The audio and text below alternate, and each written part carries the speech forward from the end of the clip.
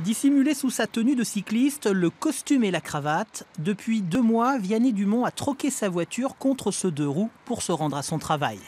Maintenant, pour tous mes usages individuels qui ne sont pas trop éloignés et où je n'ai pas à transporter d'affaires, je me sers du vélo systématiquement. Donc, et ça, le plaisir de faire du vélo, le fait de se maintenir en forme, etc. Puis si on peut économiser un petit peu de CO2, ça ne fait pas de mal non plus. Si, il y a 2 mois, ce cadre, père de 8 enfants, avait considéré sa participation à l'opération Sans ma voiture comme un jeu, aujourd'hui, il n'y a rien de ludique dans son comportement. Cette expérience l'a profondément changé. Il a mis à profit cette période pour utiliser le vélo, on l'a vu, mais aussi les transports en commun, les véhicules en autopartage. Ça oblige quand même d'une certaine manière à plus s'organiser.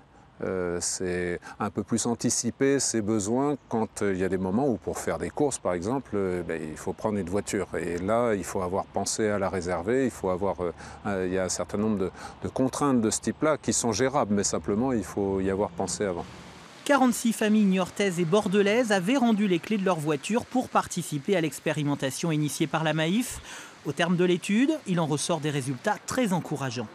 Plus de 40 personnes qui vont se séparer de leur véhicule ou qui se posent la question de s'en séparer. Il y a le côté économique et il y a le côté aussi se rendre compte que finalement je peux faire mes déplacements quotidiens et mes petits déplacements, je peux les faire autrement qu'avec ma voiture personnelle. Donc il y a, je pense, effectivement une prise de conscience des gens. Il est certain que cette expérience sera reconduite l'année prochaine avec d'autres volontaires.